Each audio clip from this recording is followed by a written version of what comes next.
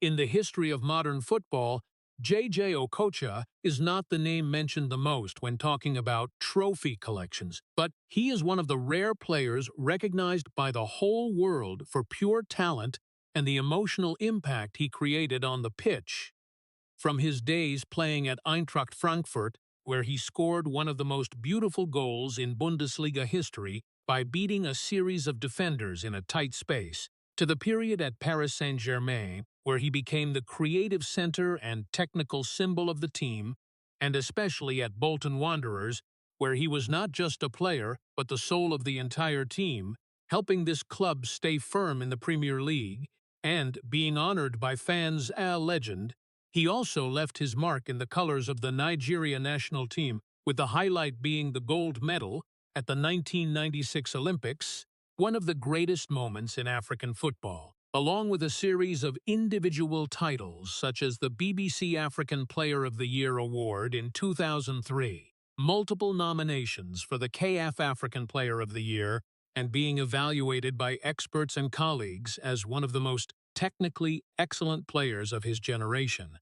A person whom even legends like Ronaldinho admitted drew inspiration from his creative and free playing style, yet behind all those glorious moments was a journey full of unfillable voids, where he always had to face being undervalued compared to his real talent, where the biggest titles in European football were always out of reach, not because he lacked ability, but because he was never truly placed in a system that could fully exploit that talent.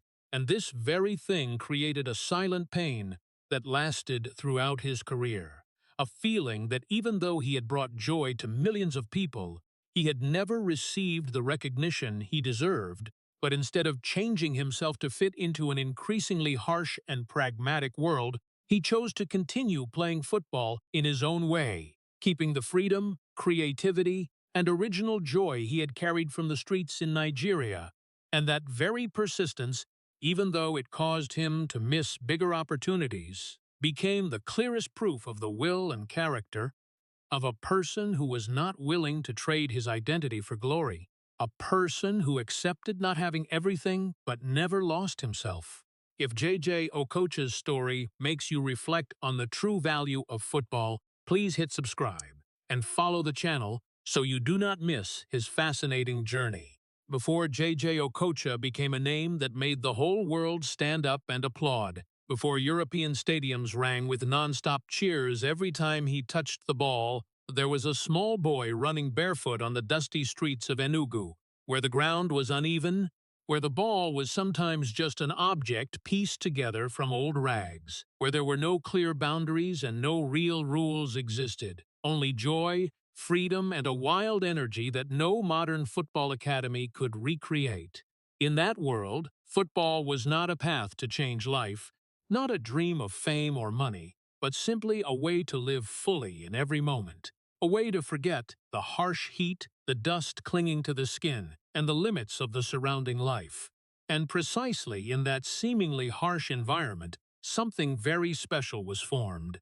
A playing style unlike anywhere else, where every touch of the ball carried improvisation, where every move was not bound by right or wrong, where making the opponent lose balance sometimes brought more laughter than a goal, because there, winning was not the most important thing, but the feeling of playing, creating, and being free was what made the heart beat faster. The family of that boy was not wealthy, had no conditions to send him to formal training centers, but they had something more lasting. That was discipline and simplicity, where each passing day was lived with clear principles of respect, perseverance, and preserving one's dignity. No one in the family thought that boy would become a symbol of world football, but they taught him how not to bow to difficulties, how not to lose himself, no matter how life changed, and perhaps that quietly shaped a different person, a person who later, when standing under the bright lights of the biggest stages,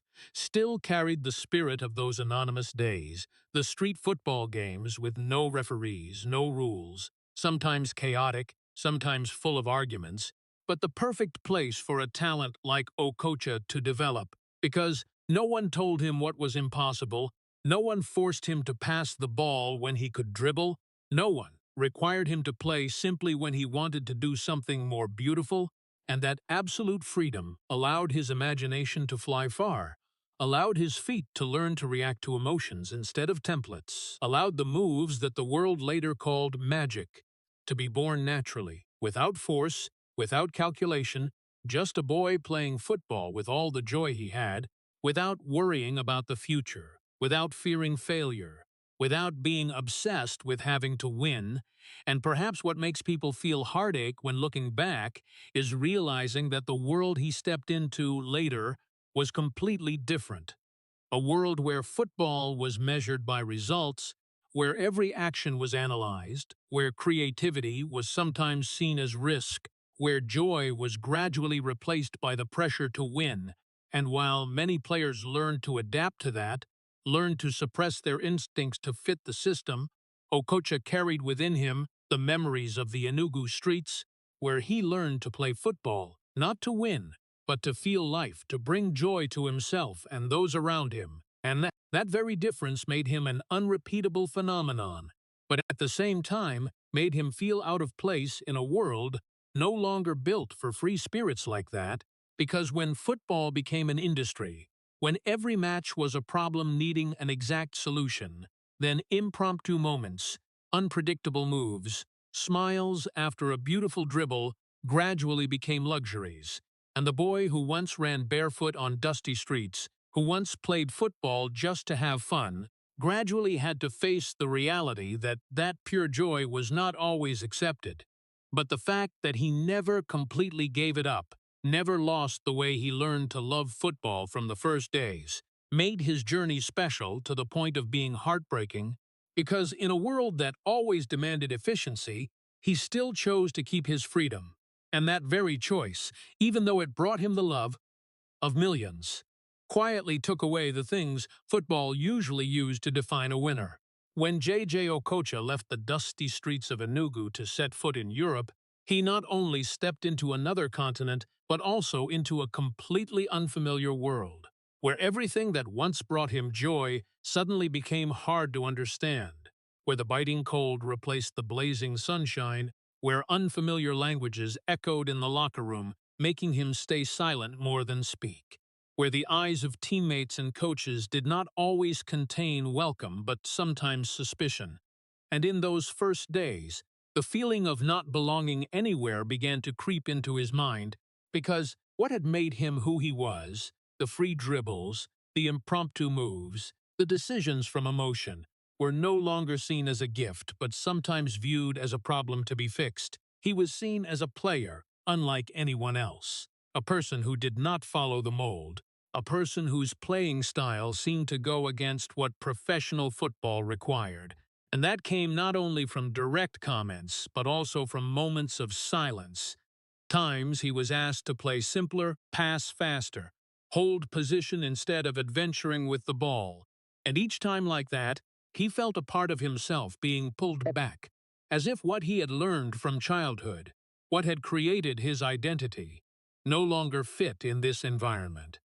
But what made everything harder was not only the difference in playing style, but also the cultural gap when he had to adapt to a more disciplined lifestyle, a more fiercely competitive environment where every mistake was exaggerated and every decision was judged, where he was no longer the boy who could laugh after losing the ball, but had to learn to take responsibility for every action. And in that process, there were moments he began to wonder if he really fit into this world, if his playing style was a gift, or just something unnecessary in a system demanding absolute precision. But instead of giving up, instead of trying to become a different version of himself, he chose to persevere, chose to continue believing in what had brought him here, even if that meant accepting loneliness, accepting that not everyone understood him, not everyone appreciated what he brought, and precisely in those days full of conflicts, when he tried to integrate while trying to keep his identity, he gradually realized a painful truth, that he was truly different, not only different in playing style, but also different in the way he saw the world.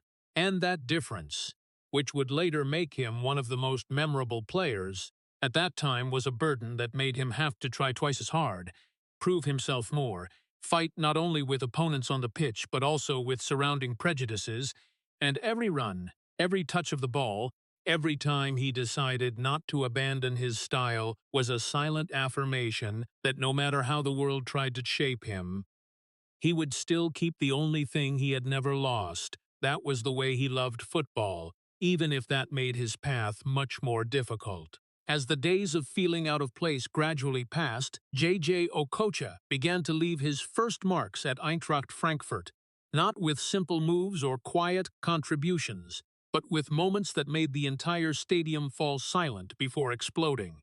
Moments where the ball seemed glued to his feet, moving according to his will as if it understood every unspoken thought. And then in just a few short seconds, he could turn a normal situation into something no one could predict. Body turns in tight spaces, step-overs that disoriented opposing defenders.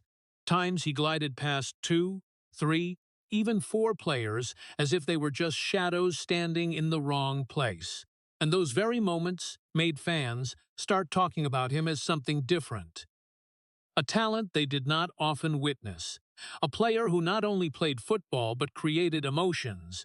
But while the audience stood up and applauded, while the media began to pay attention, elsewhere, in tactical meeting rooms, in closed training sessions, doubt still existed, because for some coaches, what Okocha did was not entirely suitable with how they understood football. Where every pass had to have a clear purpose, every move had to serve the overall structure of the team, where risk needed to be minimized and control put first. And in that system, his impromptu dribbles were sometimes seen as unnecessary risks, as actions deviating from the pre-drawn plan. This created an invisible gap between him and the decision-makers, a gap he could not fill with talent alone. Because the problem was not what he could do with the ball, but whether those things were considered necessary. And in each match, in each opportunity given, he was forced to face a challenge not every player had to go through. That was having to express himself while convincing those around him that his playing style was not rebellion, but real value. Every time he decided to hold the ball an extra beat, to perform a difficult move, that was not just a choice on the pitch, but also a statement that he believed in his way of playing. But that very choice could make him get substituted if things did not go as wanted. And precisely in that fragility, between the boundary of admiration and doubt, he continued to walk, continued to do what his instincts told him. Because if he abandoned that, he would no longer be himself. But if he kept it, he had to accept that his path would be harder, would have to prove more, would have to face eyes that did not fully trust. And perhaps what made that journey heavy was not that he was not good enough, but that he had to constantly prove he was not wrong, that the beauty in his playing style was not superfluous, but a part that football needed. And each passing match, each time he made a defender fall helplessly, each time he created a moment that kept the audience from sitting still, he took another small step in affirming his value, but at the same time carried the feeling that this battle would never really end. Because in a world always seeking certainty, a person like him, who played with emotion and freedom, would forever be a question without a complete answer. When Jay-Jay Okocha's moves began to appear more frequently on sports news, when videos of dribbles that made opposing defenders fall were replayed countless times, one thing had clearly happened. The world began to pay attention to him. And not just attention, but love, because in an era where football was becoming increasingly tight, calculated, and with less room for improvisation, he brought a different feeling, a release that audiences did not always have the chance to experience. Every time he touched the ball, the stadium seemed to change its breathing rhythm. Oohs rang out even before he performed the move, as if everyone had gotten used to waiting for something special. And then when he really did it, when a body made 2 defenders lose direction at the same time, when a step-over opened up unimaginable space, the applause was not just a reaction, but recognition. recognition from pure emotion, without needing the scoreboard, without needing titles, and that very thing spread his name further. The media began to talk about him as a phenomenon, a player people had to watch to understand, a name that could not be ignored whenever talking about technique and creativity. But amid all that praise, a silent void still existed, because while audiences loved him, while neutral viewers came to him to rediscover the joy of football, at the tactical level, in the structural decisions of teams, he had never really been placed in the center. No team was built entirely around him. No system was designed to maximize what he could do, and that was not because he lacked talent, but because what he brought was not always easily defined in rigid tactical diagrams. In a world where everything needed to be controlled, where coaches wanted to know exactly what would happen in each situation, a player like Okocha, who always carried the element of surprise, became a difficult variable to manage, and therefore his role frequently changed, sometimes as the one creating breakthroughs, sometimes as a backup option, sometimes given freedom, sometimes required to strictly follow, and in that fluctuation, he never had the stability other players had, never had absolute trust to become the foundation for the entire team. This created a very hard-to-name feeling, a feeling of being both admired and held back, as if he always stood on the edge of greatness, always close enough to touch it, but never really stepping into the center.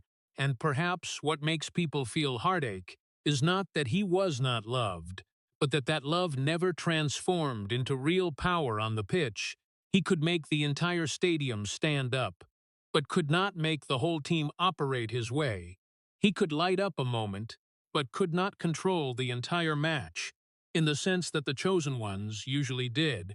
And in each match, each passing season, he continued to bring memorable moments, but at the same time continued to live with the truth that he had never really been the center of any system, and that very contradiction between the crowd's love and the hesitation of those who held decision-making power quietly shaped his journey, a journey where every step forward came with an invisible limit, a journey where no matter how many times the world applauded, he had never been given the chance to become what his talent could reach. After years of ups and downs, when the halo seemed to have gradually stabilized in his career, he stepped into a new chapter, Paris Saint-Germain. It was not just a contract, but a statement from the entire football world. A big star had finally found his right stage. Paris did not welcome him as a normal player. Paris welcomed him as a symbol. From the moment he set foot in the French capital, everything changed. Giant posters hung throughout the streets. The lights of the Parc des Princes Stadium shone brightly every weekend, as if waiting for the main character to step out. Fans did not just expect, they believed he was the missing piece for PSG to reach the peak of Europe. The media called him the perfect piece, the one born for the Champions League. And in the first few weeks, everything seemed to prove that was true. He shone, the soft ball controls amid surrounding opponents, the moments of acceleration that made the entire stadium jump to their feet, the iconic goals that made the stands explode.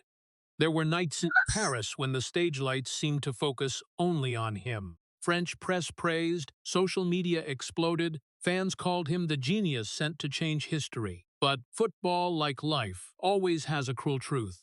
Individual halo is never enough to cover the shortcomings of a collective. As time went on, cracks began to appear. PSG, despite having a terrifying squad of stars, still could not operate like a perfect machine. Big matches in Europe became places exposing the fragility of the whole team. There were matches where he played so excellently that he could not do more, but the team still failed. There were nights he scored, assisted, created differences, but when the final whistle blew, his eyes were still empty.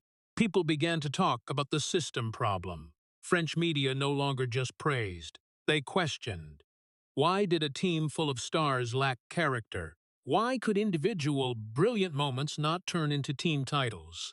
And unintentionally, his name was pulled into the center of every debate. He became the symbol of a paradox. Excellent, but not enough to win. In the locker room, unspoken pressure was always present. The looks, the expectations, the silences after failures all accumulated into an invisible burden. He did not lack talent, but top football needed more than talent. It needed harmony, collective trust, moments where the whole team stepped in one direction. PSG, in that period, lacked exactly that. Champions League nights became obsessions.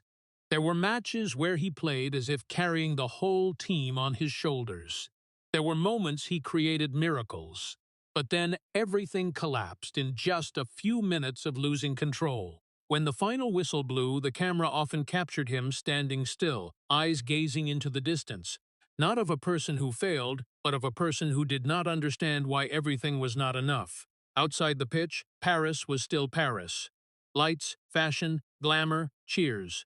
But inside, a truth became increasingly clear. Fame did not mean stability. He became the face of PSG, but at the same time became the mirror reflecting the team's limits.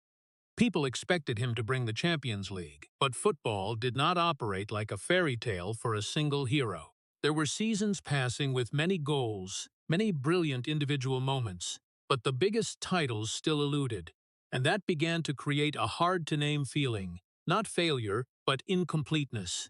In silence, he understood better than anyone that he could not write the history of an entire collective alone. But under the stage lights, the world forgot that. They still looked at him as the center of every expectation, every criticism, every unfulfilled dream. PSG became a big stage without a solid foundation, where the light was brilliant but the structure below always shook, and he, despite shining, still could not cover up that truth. There were nights, after matches, he sat for a long time in the empty locker room. No noise, no cameras, cheers. Only the silence of a city that never slept. And in that silence, the biggest question always returned. Is individual light enough to create a team victory? No one could answer.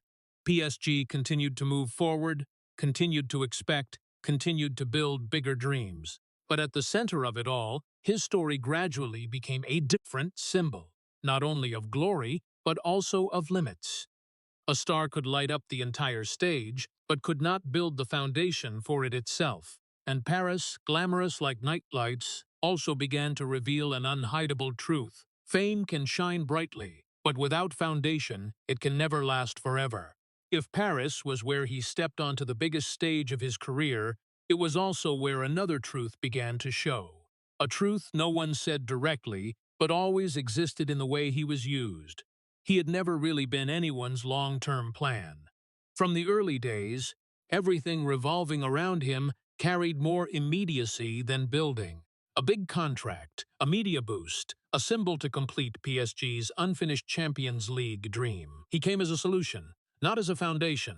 And football, in its own cruelty, always clearly distinguished between solution and center.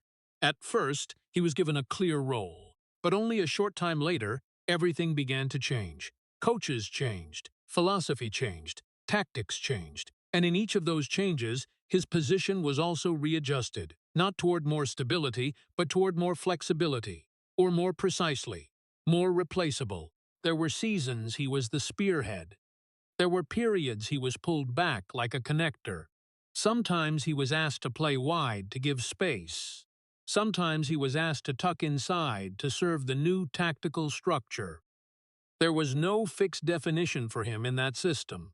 He was not wrong, but he was also never the only center. That created a prolonged paradox throughout his years in Paris. He was the biggest star, but never an irreplaceable part in the long-term plan of any project. Each new coach brought a new vision, and in that new vision, he always had to start over, not to develop, but to adapt, not to build identity, but to fit the existing structure. For a top player, continuous adaptation sounded normal. But when it stretched year after year, it became a different kind of fatigue. Fatigue not from physical strength, but from the lack of stability in role. He never had the feeling he was walking on a path already drawn just for him. Instead, he was always the one who had to adjust his steps to others' paths. There were big matches where he shone. There were moments he decided the situation. But right after that, The system changed again. The role was redefined again, and everything started over. There was no continuity. There was no long-term design dedicated to him. Only periods, experiments, non-stop adjustments. And in all of that, he was forced to become a player of the present, not of the future. That was more dangerous than people thought, because a player could shine in a moment, but to become a long-term symbol, he needed a stable system to nurture his identity. At PSG, that rarely happened. He had to find ways to maintain form in an always changing environment. Each season was a new framework. Each framework was a different understanding of football, and each understanding placed him in a different role. There were times he played excellently, but still did not feel he belonged to that system. There were times he scored, assisted, created differences, but then was asked to change his playing style. Not because he was wrong, but because the system did not still long enough for him to become the real center. Gradually, a feeling formed in him, always having to adapt, but rarely given full power. In top football, being given power was not just being allowed to play well, but being built around. He never really had that at a stable level. His shining moments often came in the randomness of the match, in temporary freedom, or in periods when the system was loose. But as soon as the team restructured, everything returned to the adjustment state. He was not eliminated, but he was also never fixed, and that was a very special form of existence, always present, but never the absolute center. Over time, that affected not only the role, but also the feeling of belonging. In the locker room, in tactics, in the way the team operated, he was always an important part, but rarely the only foundation. And when a player had to live in that state for too long, he began to understand that individual greatness did not always come with team stability. He continued to play, continued to leave marks, continued to create moments that made fans stand up. But behind it all, there was an unchanging truth. He always had to prove his value again in new structures, new systems, new philosophies. There was no long-term anchor. There was no real plan revolving around him, only the continuation of adaptation. And perhaps that was what made his journey in Paris more complicated than anyone imagined. Not because he was not good enough, but because he was always placed in the position of someone who came to solve, not came to build. And in top football, the difference between those two things was not just tactical, it was an entire definition of the meaning of existence in the team. He had played, had shown, had contributed. But throughout that time, one truth still quietly existed. He was not the plan.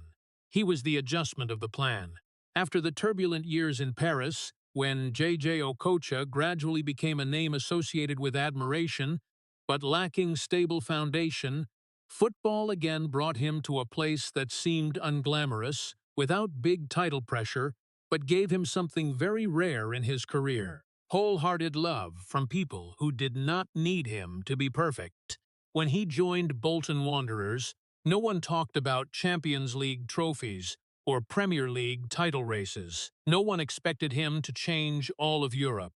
But what happened was bigger than any title. He became the heart of a team, a living symbol in a collective without dominating power, but with something not many big clubs possessed: absolute love from fans. From the first matches, the stands reacted in a very different way. Every time he touched the ball, the entire stadium seemed to pause for a few seconds. Not because they waited for a goal, but because they waited for something beautiful. A body turn amid surrounding opponents. A dribble that made the opponent slide past in vain. A moment when football became art instead of duty. At Bolton, he was not just a player. He was an event. Fans quickly gave him a position without needing official confirmation. The spiritual leader. Not by being the official captain at all times, but by the way he made the whole team believe they could play with more faith than their actual strength. Young players looked at him like a silent teacher. Teammates looked at him like an unexplainable source of inspiration. But behind that admiration still existed a cold reality. Bolton Wanderers was not a team built to conquer Europe. There was not enough squad depth. There was no budget to compete with Premier League giants.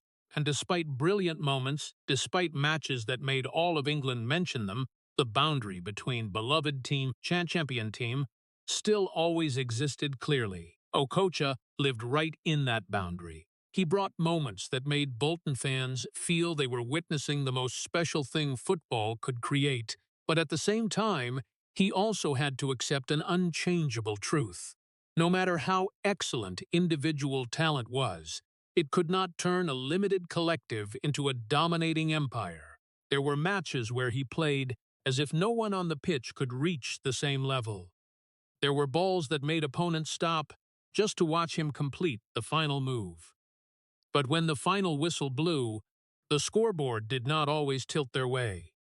Fans did not abandon him. On the contrary, they loved him more because of that. Because in the collective failure, they still witnessed personal beauty that did not diminish. But deep down, there was a paradox that could not be hidden. His greatness did not come with the greatness of the team. He became the symbol of something very rare in modern football. A player loved like a king, but unable to bring a victorious kingdom.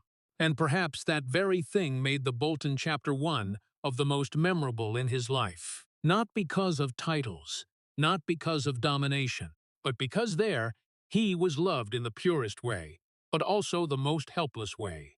A king in the hearts of fans, but in a kingdom that had never been strong enough to win.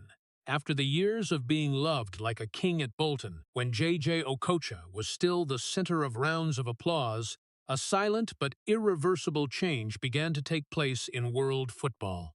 No one clearly announced that the era of free artists was ending, but as each season passed, people began to feel something very different.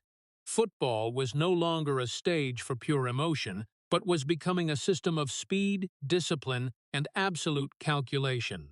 Teams began to play tighter, press higher, move more synchronously, and, most importantly, leave less room for improvisation. In that environment, every action on the pitch had to serve a clear tactical structure. There was no longer much space for holding the ball an extra beat to try something unpredictable. There was no longer much patience for moments when football became art instead of efficiency. And precisely in that change, Okocha's style began to be placed in a more difficult position than ever. He did not change his essence. He still played with freedom, still sought creative moments, still believed that football must bring emotion before results. But the world around him had changed. The opponents he faced were now not only stronger physically, but also better organized, understood how to limit space more, and allowed far fewer errors. Each of his moves began to become riskier in the eyes of the system. Moves that once made audiences stand up were sometimes seen as slowing the attack rhythm. Impromptu moments once considered genius could now be judged as lacking tactical discipline. Not because he got worse, but because the standards of the game had changed. The body also began to speak in its own way. Runs were no longer as light as before. Accelerations no longer lasted like in peak years. It was not a collapse, but the natural change of time.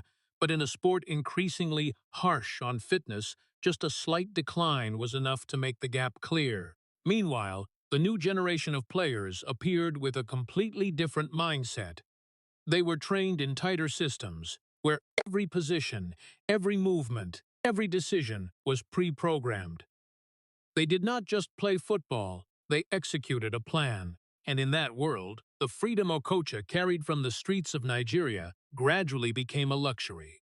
There were matches where he still created moments that reminded audiences why they loved football. But fewer and fewer. And more importantly, the gap between those moments grew larger. There was no longer continuity, but scattered bright spots in a system operating in a completely different direction. Within the team, changes also happened quietly. No one said outright that he no longer fit, but the way he was used began to change. Playing time gradually decreased. The role became more limited. No longer the center in every match, but a choice depending on the moment, the opponent, the tactic. The hardest thing was not the change in role, but the feeling that he was constantly having to adapt to a game he had once defined in his own way. There were training sessions where he still tried to keep his identity, still tried things he believed were right for football, but the reactions around were no longer the same as before. It was not clear opposition, but hesitation, small adjustments, requests to simplify the playing style. And gradually, a truth began to form quietly but clearly. Football no longer needed him the way it once did. Not because he lost value, but because the game had changed the definition of value. Teams began to prioritize stability over emotion, prioritize control over improvisation, prioritize system over individual. And in that shift, players like Okocha became symbols of a bygone era. He was not eliminated. He was only pushed to the edge by the very evolution of the sport he had once made more beautiful.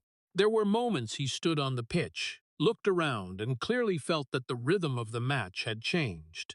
It no longer slowed down to wait for a special move. There was no longer patience for highly creative decisions. Everything was faster, cleaner, more direct, and in that rhythm, the space for him narrowed day by day. But the notable thing was that he did not disappear completely. He was still there, still appeared, still created moments that made fans remember why they once stood up for him.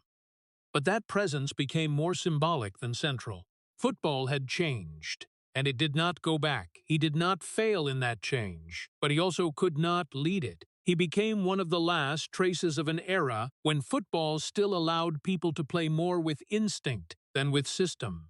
And as time continued to pass, what remained was not collapse, but a very hard-to-name feeling.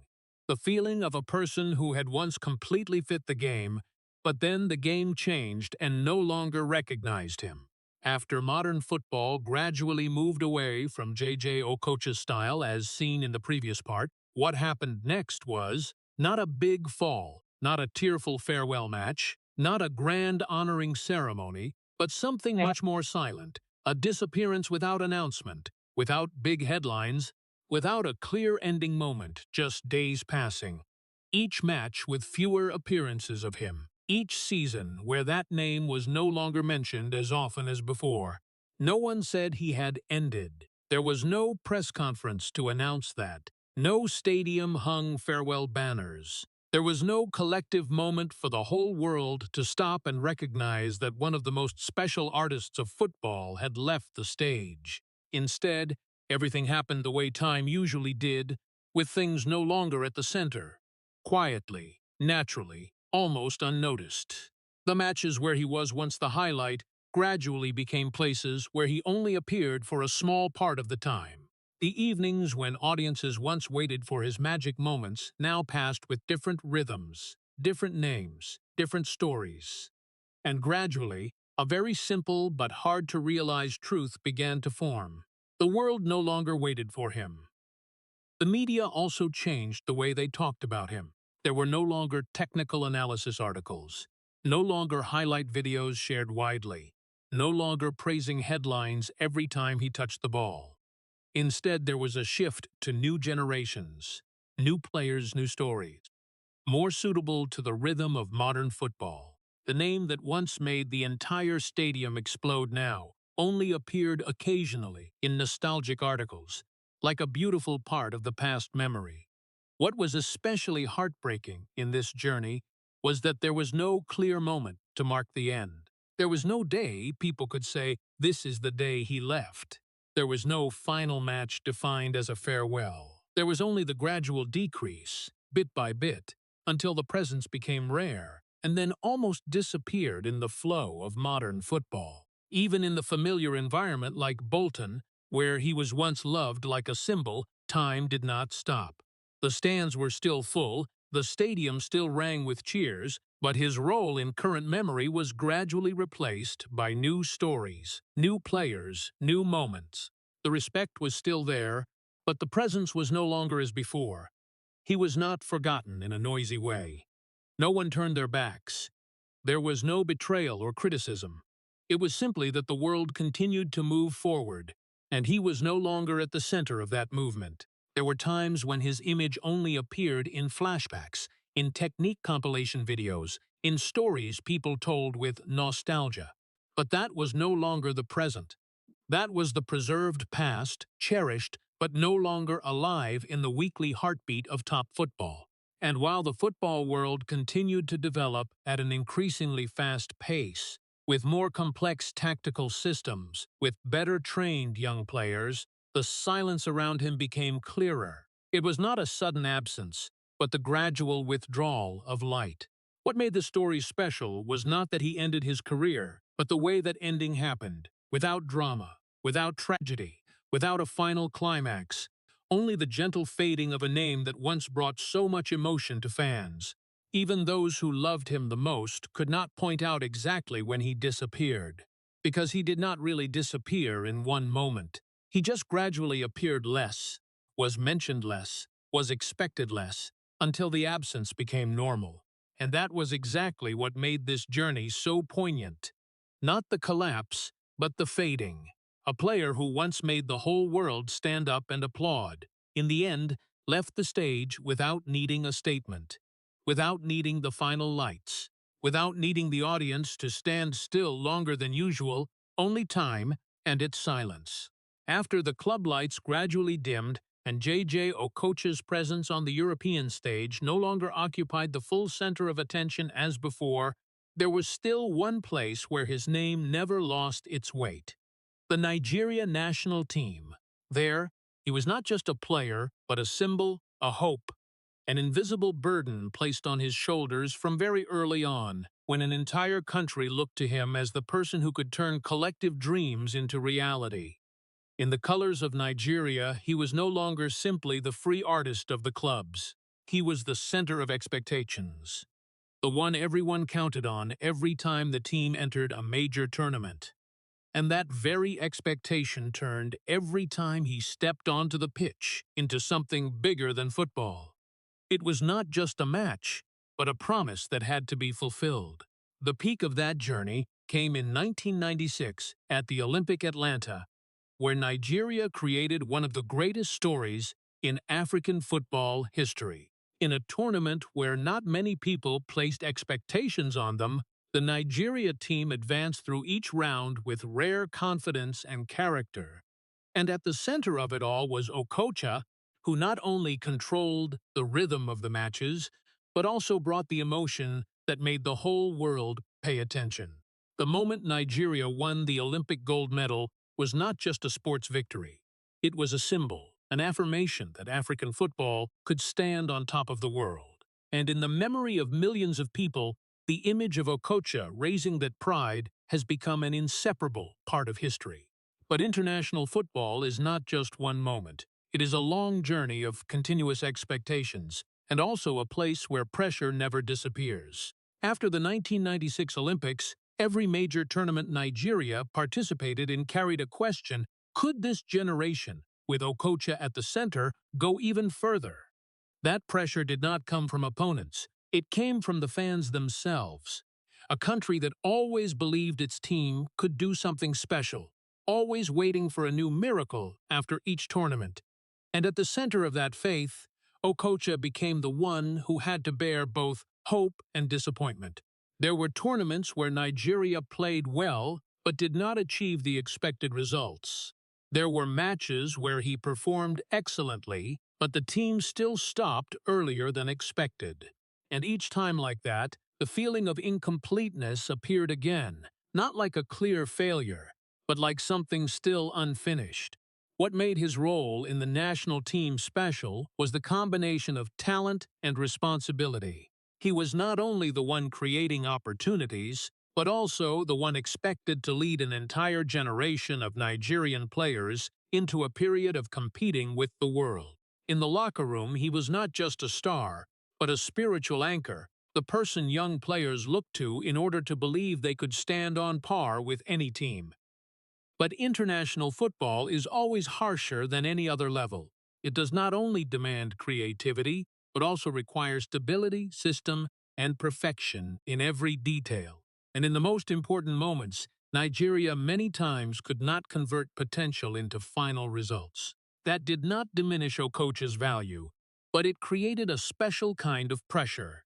The pressure of someone always expected to create the impossible, but unable to change the entire situation alone, every time the team stepped onto the pitch, the eyes of millions of Nigerian people turned toward him, not just to watch him play football, but to wait for him to bring something greater, a historic victory, a step forward beyond the old limits. And in many matches, he tried to do that with everything he had.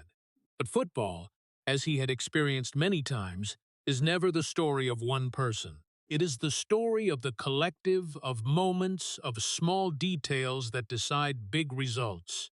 There were times when he stood in the middle of the pitch, looked around and understood that he was carrying on his shoulders not just a team, but an entire national faith. And that very feeling, though full of pride, also carried a weight not easy to describe. He did not fail to meet expectations. He just could not turn expectations into perfection as people hoped, and perhaps that is the common tragedy of those seen as symbols.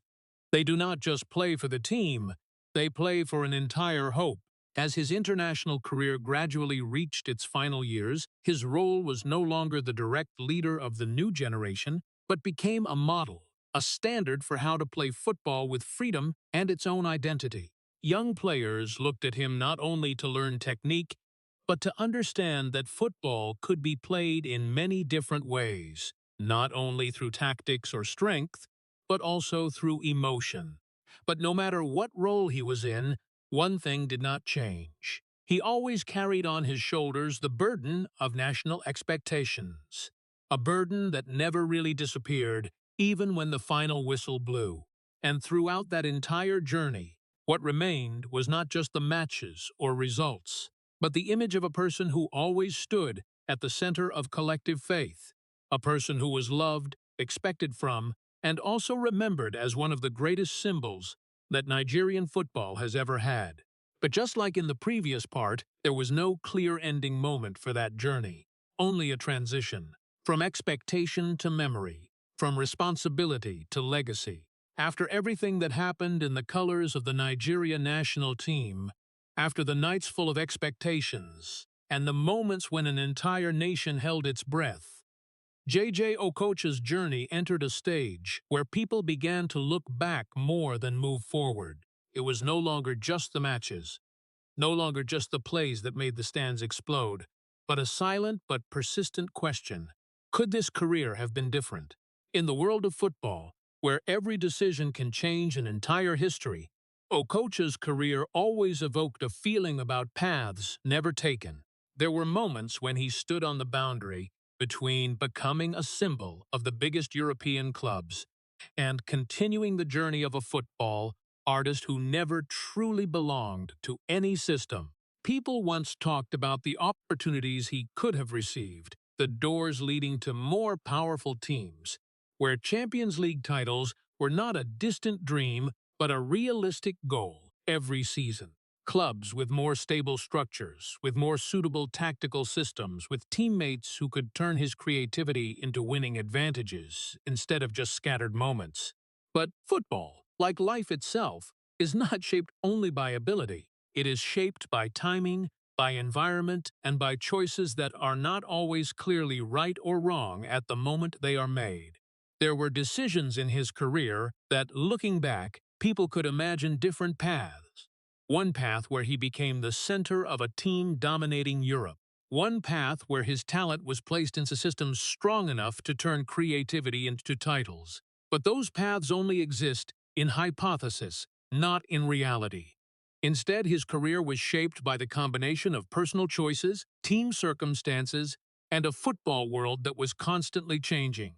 And in that world, talent did not always come with a suitable environment. When compared with contemporaries who were honored with the biggest European titles, the difference did not lie in technique or impact in each moment. It lay in the system around them. Those players were built in teams with more stable structures, where their roles were clearly defined, where everything was designed to maximize their effectiveness. Meanwhile, Okocha often appeared in environments that demanded continuous adaptation, where he had to both keep his identity and adjust to fit changing tactical requirements in each period. That created a colorful career, but also full of gaps that people could not help but think about. There were matches where he played on par with the greatest legends of his time. There were moments where he created what very few players could do. But football is not only remembered by moments, it is recorded by the continuity of success. And precisely at that point, the biggest question began to appear. If he had been in a different system, would everything have been different?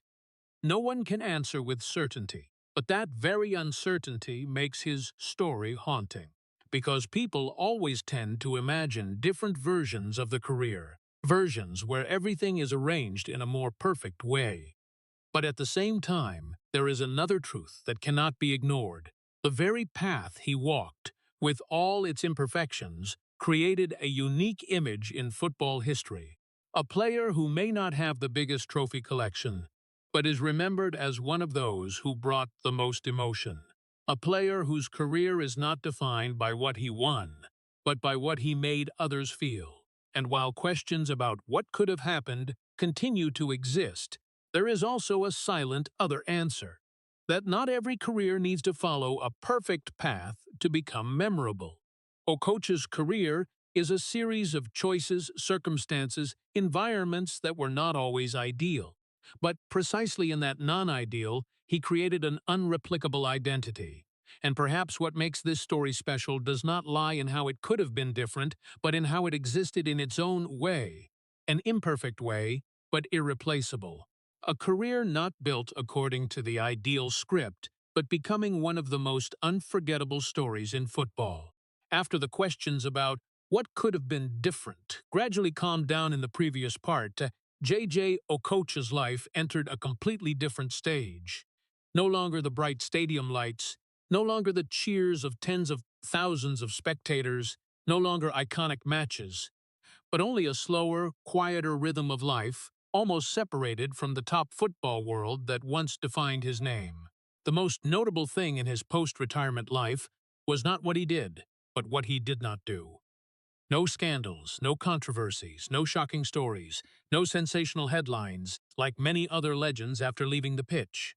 He chose a rare path in the modern football world, leaving quietly, not because he was no longer cared about, but because he no longer sought the noise. In his personal life, he kept a rare peace for himself. No showing off, no chasing media spotlight, no turning post-career life into a new stage. Instead, he appeared less frequently, often linked to community activities, youth football, or projects focused on human development rather than fame. There were times when international media almost no longer mentioned him regularly, not because he disappeared completely, but because he no longer belonged to the continuous news cycle of modern football. In a world where every legend is constantly retold, his silence became special. This created an interesting paradox. The less he appeared, the more irreplaceable he became in fans' memories. No controversial statements, no media confrontations, no post-retirement stories distorted by public opinion. His life after football was like the remaining part of a song that had ended but still had lingering resonance. In Nigeria, he was still respected as a symbol, but that respect no longer came with frequent presence. He no longer appeared as a central figure in daily football life, but like an image preserved in the collective memory, clear but not noisy. Occasionally, he participated in youth football activities, where children tried to imitate the moves that once made the whole world stand up. In those moments, people could see a different version of him. Not a pitch star, but an inspirer, a person standing outside the lights but still belonging to the game. No more match pressure. No more expectations from the stands. No more tactical debates. Only football as it once was in the early days, simple, free, and full of joy. But even in that peace, there still existed something hard to name. The silence of a person who once stood at the center of the football world, now no longer a regular part of it. Not loneliness in a negative sense, but a natural transition from being seen every week to being remembered whenever needed. He did not try to hold on to attention. He also did not try to recreate the old halo. Instead, he accepted a different position in the flow of football, the position of memory rather than the present. While many other former players continued to find ways to maintain presence through media, commentary, or post-retirement debates, he chose a different approach. Withdrawing enough not be caught in the noise, but not disappearing completely from the world he once belonged to. That very choice made his image become more special over time. No scandals, no post-retirement tragedies, no noisy decline, only prolonged silence, a form of ending without needing a statement. And in that silence, people began to look back at his career in a different way, not through controversies, not through numbers, but through the feeling he left behind. A feeling about purer football. Less bound, less industrialized. A feeling that is increasingly rare in the modern world. He may no longer be the focus of weekly news, but in the memory of those who once watched him play, he still exists as a very clear image. Not noisy, not flashy, but irreplaceable. And perhaps that is what makes the final chapter of his life special. Not an ending marked by events, but by silence prolonged long enough to become part of the legacy. As the silence in Jay-Jay Okocha's post-retirement life stretched on as seen in the previous part, the opposite happened at a deeper level of world football. He no longer appeared frequently, but his influence did not disappear at all. It was not in the news, not in trophy rankings, but in the way people play football, the way people think about football, and the way a new generation unconsciously learned from him. In many places around the world, from street football pitches in Africa to European football academies, children still tried to recreate the moves he once made as an instinct. Body turns in tight spaces, step-overs that did not need speed but were full of subtlety. Situations where the ball seemed controlled, not by force but by feeling. Whether they knew his name or not, that style still existed like a private language of creative football. What is worth noting is that that influence did not come from training systems or well-designed strategies. It came from emotion, from the moments when he made viewers stop, laugh, stand up just because something beautiful had just happened on the pitch. And that very emotion became a legacy stronger than any title. While many football legends are remembered by numbers, by silver cups, by accurately recorded records, Okocha's legacy existed in a different way. It is not easy to measure. It is not in the official history golden boards, but it is present in fans' memories, in shared video clips, in conversations about the player who brought the purest joy. Fans always remember him with a special feeling, not just respect, but emotional connection. They do not only remember the matches he played, but the feeling when watching him play. And that is something very few players can leave behind. However, when looking at the official history of football, one thing becomes clear. He was not honored in the way many of his contemporaries were recorded. There were no biggest individual European titles, no central position in official historical rankings, no systemic recognition commensurate with the emotional impact he created. That created a prolonged paradox. The more loved by fans, the less he appeared in the official history of modern football, as if there were two parallel worlds existing, one world of titles and numbers, and one world of emotion and memory. In the first world, he was not the top name, but in the second world, he was one of the unforgettable names. There are players remembered for their victories. There are those recorded for records. But there are also those, like Okocha, remembered for something much harder to define: the feeling they left for football. Those who once watched him play often do not talk about titles when mentioning him. They talk about moments, about smiles on the pitch, about plays that made the entire stands react like a wave, about the feeling that football, in those moments, was not a competition but an artistic performance. And that very thing makes his legacy special, but also hard to frame in official history. Modern football increasingly relies on data, titles, and efficiency to define value.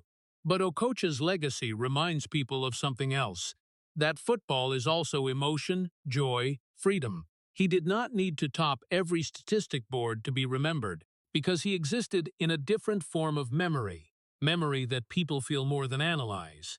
And perhaps that is why, Even if official history may not place him in the highest position, in the hearts of fans, he remains an irreplaceable part of world football. When looking back at Jay-Jay Okocha's entire journey, people cannot help but feel a very special heartache.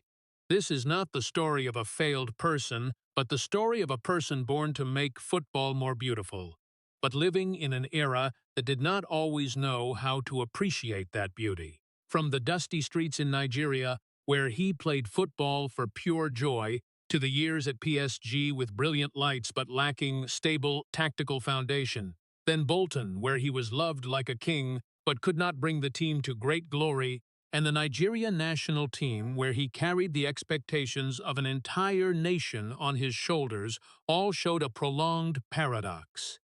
He was always loved, but rarely placed in a perfect enough system to become the center of absolute victory. The story became sadder later when modern football changed, prioritizing speed, discipline, and efficiency, making his free style gradually feel out of place, not because he got worse, but because the world around no longer had room for artists like him. The most painful thing was not that he did not have the biggest titles, but that people once stood up and applauded for him. But official history did not always place him in a position commensurate with the emotion he brought. However, precisely in that imperfection, he left a profound lesson for American audiences. Success is not only measured by championship cups or statistics, but also by emotional value and long-term influence on people. In a society always chasing achievements, Okocha's story reminds us that there are people not born to win according to the system's rules, but to remind the world that beauty, joy, and personal identity are also a form of victory, even if they never appear on history's golden board. If the story of Jay-Jay Okocha has touched you, please hit subscribe to the channel so you do not miss the emotional journeys behind football legends. Thank you for accompanying us to the end of the video, and see you in the next story, where we continue to explore the lives that have changed the way the world looks at football and people.